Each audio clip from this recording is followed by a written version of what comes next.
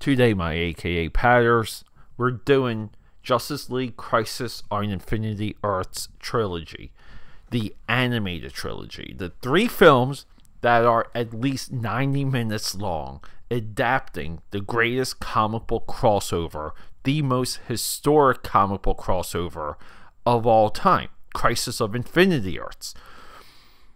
I haven't watched these movies. I've tried, but I want to talk to you about them because I think we have to do it. I just think it's a little bit of the duty of the AKAPAD army and the audience that I can reach out to.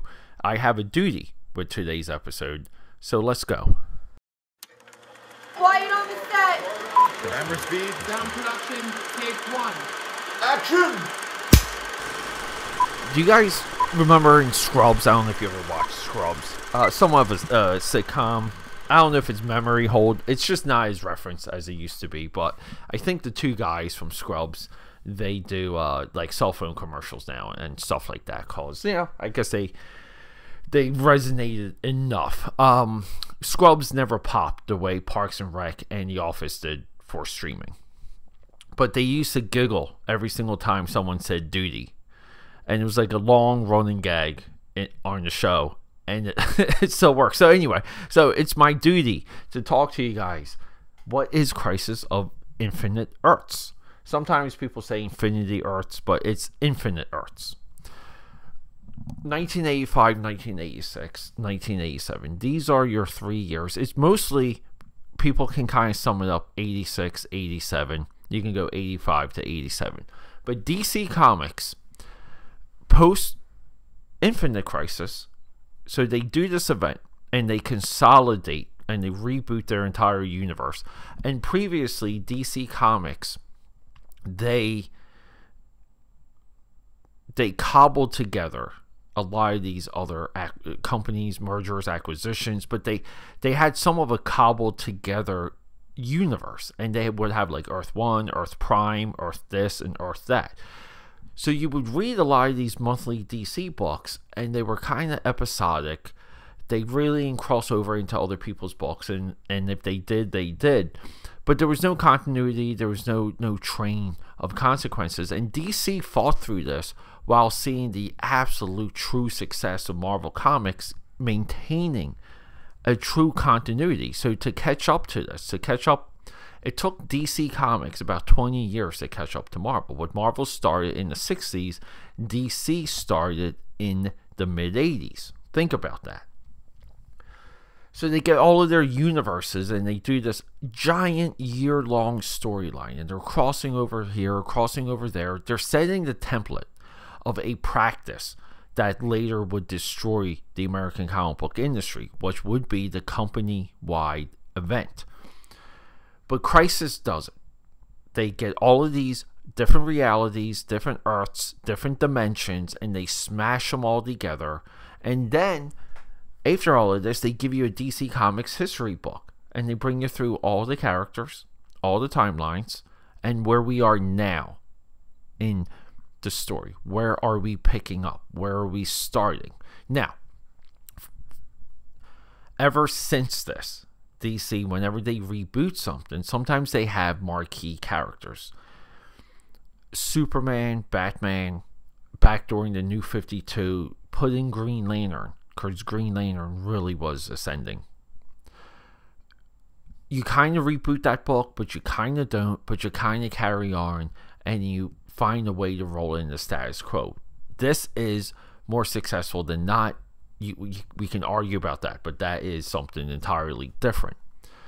So we kind of get this full-on reboot, and we get a reintroduction to a lot of characters that DC owned, guys like Blue Beetle, that were just there, and they're like, hey, he's in Crisis, we put him in Crisis, we gave him a couple word balloons, let's give him his own series and see what happens.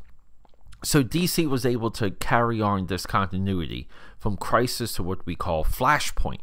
Here's the wild thing. Previously, animation-wise, we went over the Apocalypse. I don't know what the name of the universe is, but I call it the Apocalypse verse, which is, it starts with Justice League, Apocalypse War, and it goes all the way into Justice League Flashpoint. And Flashpoint You know, he reboots the universe, and then we get what we call here Tomorrowverse, and they end it with a Crisis of Infinite Earths trilogy to go on to the next thing. So the DC animated universe, we'll call it, collectively starts and reboots. Marketing wise, they trickle in, and they're not on character and they're not in universe, but they'll trickle in these adaptations. So you get these in universe, like continuity driven animated films, but then you'll get these adaptations based on, you know, things that people know, love, and the executives, you know that sell. But like fan favorites type stuff. I believe for this one we had Hush and Long Halloween. Not exactly Tomorrowverse, but they're rolled into the Tomorrowverse timeline. So you can kind of have two separate collections here. You can have a continuity for DC animated that is strictly of the films that relate to that continuity, beginning, end, and then rinse and repeat. And then you can get together all of the adaptations from the comic book storylines that don't really apply, but you can put those separate. So it's complicated. And the reason I feel like it's my duty to talk to a lot of you about this is I don't feel like there's enough social media traction. I don't feel like there's enough conversation, and I don't really know what's happening inside the fandom to where, for some reason, a trilogy of the greatest comic book crossover, when that drops, no one really seems to care, and it kind of falls on a dud. I mean, I saw this recently on HBO Max, on Max. I log into Max, I bring it, I don't really have to log in, I just bring it up on my TV, and it's just there. Like, no preview, no nothing. I'm not even sure I saw it on Coming Soon, but it just plops right there. The comic book Twitter, the comic book X, the comic book Facebook that I go to, that I'm connected to, no one's really posting, reposting, discussing any of this. So here we are. Now, here's the wild thing, my AKAPADers. I tried to watch all three of these. I just haven't had the time. But I've seen parts of all three, and there's some great action. Now, we can argue about the story. We can argue about how well of an adaptation it is.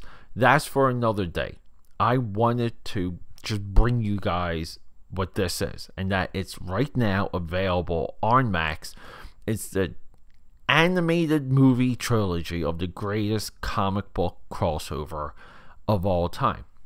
You might say, well, Pete, what about Secret Wars? What about Valiant Comics Unity? Yes, Unity would be a two-headed dragon, because I do feel like Valiant Comics Unity is perfection.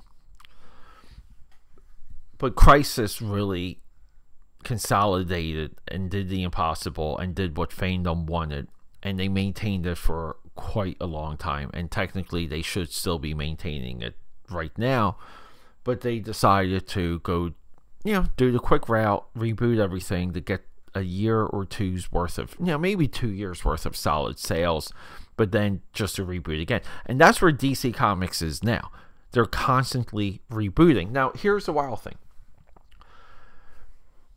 This is called the Tomorrowverse.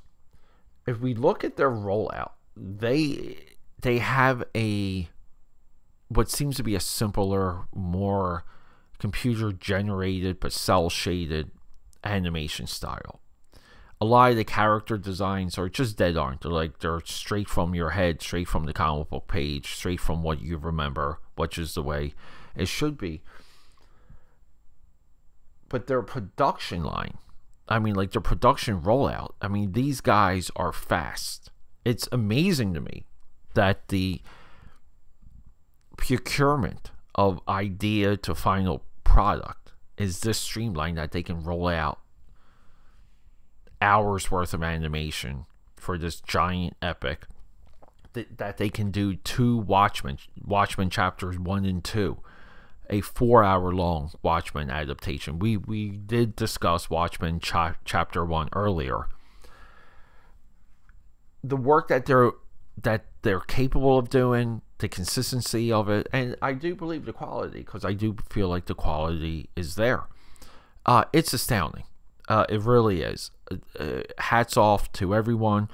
You guys are just maintaining a level of quality, and I do appreciate leaning into a certain style, like saying this is the way we're going to go. This is what we're doing. I'm 100% fine with that. I think it's dead on. I think it's what's required sometimes to be consistent, because you just want to eliminate levels of back and forth and levels of pre-production. I think it's great that they can sit down, decide on a style, and they get multiple years out of that style guide. I think it's genius. I think it's a sign of the times. I think the production side is to be admired.